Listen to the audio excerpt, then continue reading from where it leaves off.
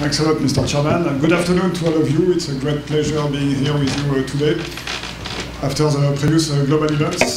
So in fact, I will, as Giovanni mentioned, explain you the latest status of where we stand in Europe on this 5G pan-European trials roadmap. So we have released last week the version number 4.0 of the roadmap. We had the opportunity to meet in previous edition of the global event, and you know that we have released the first version of the roadmap for the meeting in Tokyo, then we had the second version in Seoul, the third version in Austin, and now this is the fourth version. So we release on a 6 months basis, and this version really is a reference document that shows where Europe stands today with respect to trials and pilots globally. And you know that in Europe we have a lot of stakeholders, a lot of operators. Clearly, Europe has boosted on the 5G this year, and this is really impressive. So I encourage you, we could talk, let's say, a full day about what has happened recently this year in Europe regarding the 5G, the trial and pilot. I encourage you to possibly check this document, that is a concise 20 pages document. And this afternoon, obviously, in a few minutes, I'd like to tease some of the perspective for you to better understand where we stand. So basically, when you look at globally the so-called 5G action plan from the European Commission and member states, there were 3 main targets, you know, with dates with 2018, 2020, and 2025. With the first launch, then launch and services, then let's say full coverage in the major places. So this is really on the right track. This is one key message. We have seen this year clearly an acceleration of the different trials pilots, moving clearly from research and innovation to pre-commercial to almost commercial, and in some cases also first announcement of deployment in specific countries. So we have, let's say in the document, we have worked out with the different members in Europe, operator, manufacturer, vendor, researcher, academics, to also classify concretely how do we move from these research innovation trials to pre-commercial, to commercial, and to future deployment. So you find it in the document. And I will explain you that there is now an observatory called the 5G Observatory that was briefly mentioned by Philippe Lefebvre yesterday, where this is a central repository for all information related to what is happening in Europe today on 5G, including on the trial and pilot.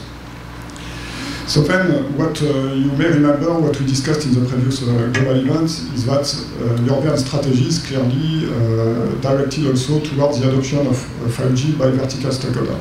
So since the beginning, we have a lot of work addressing the use cases, the requirements, how to best serve the vertical sector with 5G, and to really develop this mutual understanding. And this is also something that is more and more reflected in the different trials and pilots happening today in Europe. So then there is, when we met in May, there was the announcement of the forthcoming observatory, so it has been launched recently, and also this Pioneer Award. So the Pioneer Award, the deadline was this week, and in fact there will be in Mobile World Congress in February next year the first award granted to, let's say, the most innovative and the front runner for 5G in Europe. Then obviously, as you know, you have seen a lot of presentations, a lot of discussions, the 5G IA and the 5G PPP with this big program. And just for record, we are now, we have active phase 2 project with a batch of 20 projects running full speed. And we have also the phase 3 project that recently started to address the platform, to address the corridors. It's also a very important aspect, the corridors. And also the forthcoming vertical pilots addressing multiple vertical sectors. So you see, I don't want to go, of course, in the details of this slide, but basically we have discussed a lot yesterday about the question of standardization, the question of spectrum, and the upper part of the figure is showing, let's say, the different streams related to the strategy at European level for 5G. So basically, most of the trials, as you know, are done on a private basis. So basically, we have the operators working with the manufacturer, vendors working with vertical stakeholders to really prototype, test, validate KPI on 5G. And this is really, let's say, developing. We have now more than 105 trials that have been achieved or announced at European level. And then we have, obviously, on top of that, a specific national initiative supported by, let's say, national project and also European Commission initiative like the 5G infrastructure public. So this is what you find in the roadmap. This is just a view as of November this year of the number of trials in the different countries, in the different member states. And if you visit the observatory, you can find all information about these publicly announced trials, and where you find basically details on who is taking part to the trial, operator, manufacturer, vendor, vertical stakeholder, the place, details on the URL if you'd like to know more about the trial, and you can filter with different categories. So you see, as mentioned, more than 100 trials and pilots in Europe announced or already achieved. So a few words on the observatory. So the observatory was announced, and we discussed that in the previous edition of the roadmap. It has been officially now launched in June, so this is very good. The platform, the website on the platform, and let's say summarizing what is happening globally on 5G in Europe is accessible since September 2 months ago. It has been announced during the Tech Rhetoric event in Riga. And this is really a central repository, a central access point. If you like to know more about, let's say, 5G in Europe, you are really welcome to visit this observatory to access information. And then there's a specific web page on the overall set of pilot, trials, MOU, let's say, on 5G in Europe. So now a few words, also just to give you again, I'm teasing what is in the document, what is in the roadmap. That is again really the reference view as of today about the status of 5G in Europe. We have phase 2 projects, so again running full speed, and this project do a lot of trial pilot experimentation on 5G with vertical sector. So basically we have developed, since last time we met in Austin, we have developed a specific website summarizing all the information from the project doing specific vertical trials and pilots. So you see basically there are now 38 cities, 63 experiments that are conducted and happening now between now and 2019 in different places. So you find in this roadmap we have really analyzed what are the different activities over Europe in the different countries, in the different cities, on specific pilot trials, including the vertical activities.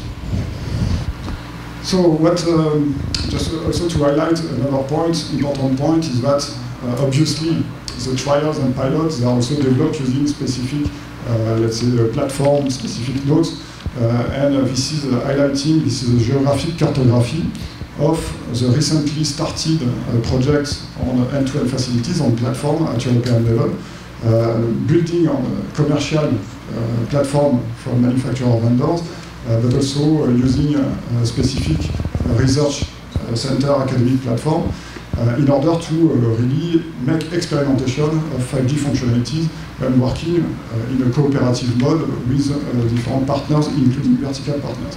So this project has started in July this year, and this is, and you see on this map where the 20 platforms are located all over Europe in order to really experiment, trial, pilot 5G. What is important to understand is that we will have in June next year 9 projects that will be dedicated to the vertical pilot, addressing different vertical sector, vertical needs, that will be using this platform. So basically, this is really, let's say, a strategic perspective on how to boost 5G over Europe. So first the platform, and then this vertical pilot that will develop specific use case in order to really, again, like it was mentioned by Connie Wilcock yesterday, this is the start. You know, we know standardization is progressing, but this is the start, and there is still a lot to be done on 5G, including with 5G and verticals. So last but not least, I guess you should not be able to read it, but this is not the goal that you read it now. It's just to highlight that we were able, and this is, that's a very good achievement, to summarize the different activities in the different countries, member states all over Europe, whatever is from a private trial perspective, so basically, again, the operator working with manufacturer vendor privately, okay? But also related to the corridors, so the test corridors are also very important at European level.